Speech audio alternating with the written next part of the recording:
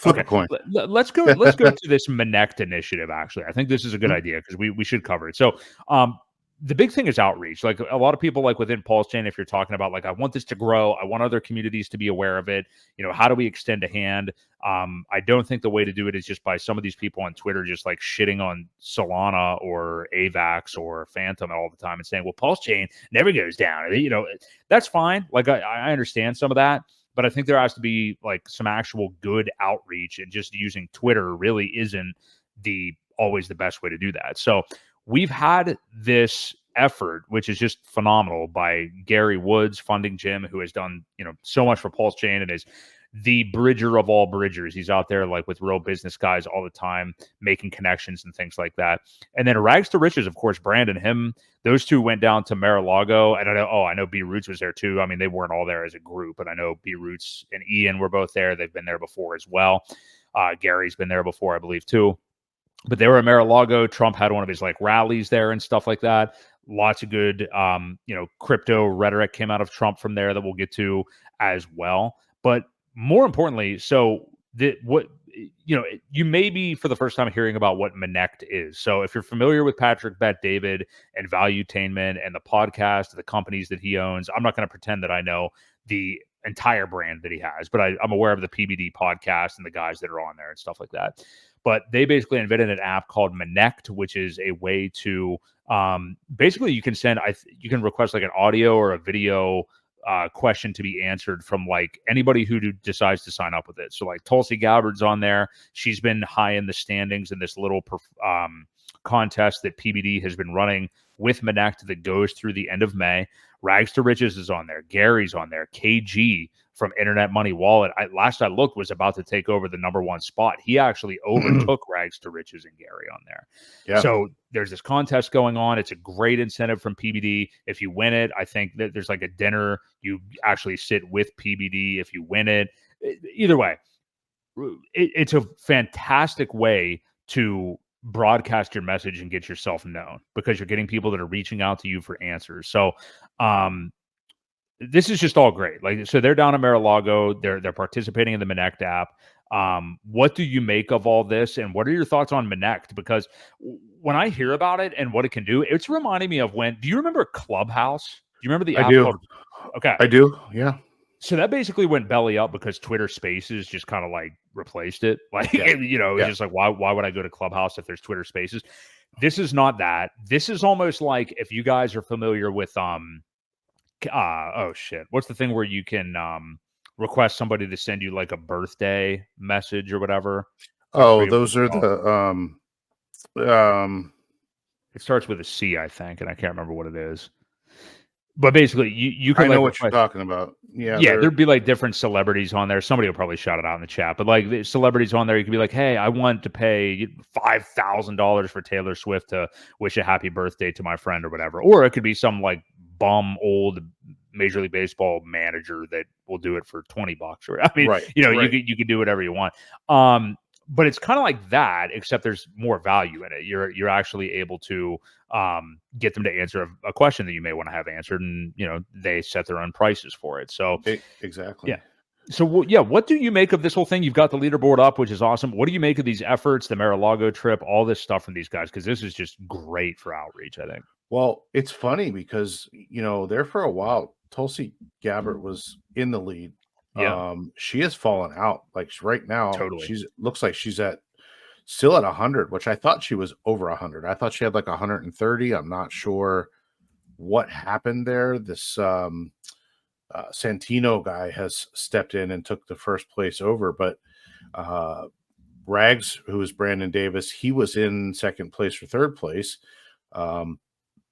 KG took that over, so he's got 135. Rags got 134, and then funding Jim, Gary has 119. So all of these guys are doing extremely well. I mean, if they could make a little run at this, and I know Rags to Riches said yes, Cameo, that's right. Yeah. Rags had said he had like 15 or 20 sitting in his queue. So it looks like he has a chance to. It's going to be great. It's a great thing for especially these guys that know Patrick Bet David, and a lot of those guys are big investors, right? They've got some heavy wallets, and it would be very cool to get them in front of some of these guys, talking about PulseChain, talking about the new things that are happening and the growing network effect, and they don't mind taking a chance with some of their money. It's what they do. So, I know Gary networks with a lot of those guys already. He's in good with the um, Kiyosaki group as Oh well. yeah. So he spends a lot of time with those guys and the real estate group of it. I forget what the guy's name is, on the real estate side, that handles a lot of the Kiyosaki group stuff. But either way, it's fantastic. It's a good way for these guys to get their word out there, in front of some heavy hitters, and I think it's awesome. It's going to be some. We'll see how it works, but yeah, the word of mouth and the rubbing elbows and the talking to these guys, I think it's going to have a very positive effect. Yeah, I totally agree. And this event at Mar-a-Lago was great too. And this made waves with like other crypto news, of course. Yeah. But Trump was directly asked. Maybe I'm making this up. I feel like it was some dude affiliated with Polygon Matic or something like that. But somebody asked him specifically about crypto, and he gave his like kind of stock answer, clearly showing he doesn't really know all that much, which I don't even expect him to. But frankly, I mean, you're just hoping that there's a candidate out there that doesn't actively try to hurt the industry and totally drive it away from the United States, which is what basically most of the left is doing. Well, if you heard his comment, what he actually said was, "Listen, I'm all in favor for it. I want it to be safe, but as Mhm. long as it's safe, I'm in favor of it, and I'm not against it." Which is kind of the perfect answer. We don't want someone that's totally, well. I guess we probably do want someone that's totally pro crypto, and let's Right. change the world economy over to They're not getting crypto. elected though. They're They're dead. not getting elected. His name was John Exactly.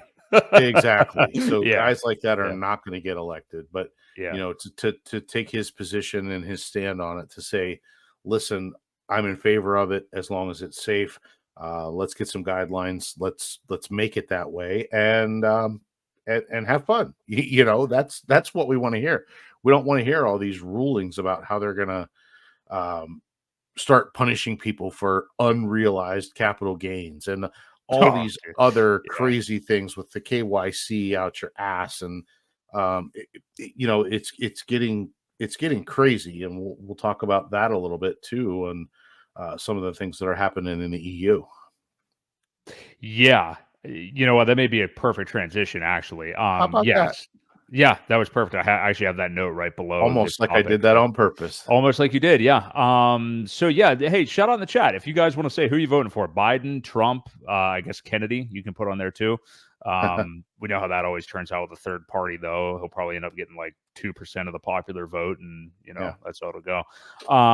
But yeah, good to see that stuff from Trump. I mean, and I tend to believe him a little bit more than I would like a standard lifelong Republican politician. Like, honestly, when I was hearing stuff from DeSantis, I was like, I don't know how much I really believe of what you're saying. yeah, Not that Trump is a perpetual truth teller either or anything, but either way, we just want an establishment that isn't actively trying to hurt this industry. That's right. all we're really asking for. You can be neutral to ignore it. We don't really care.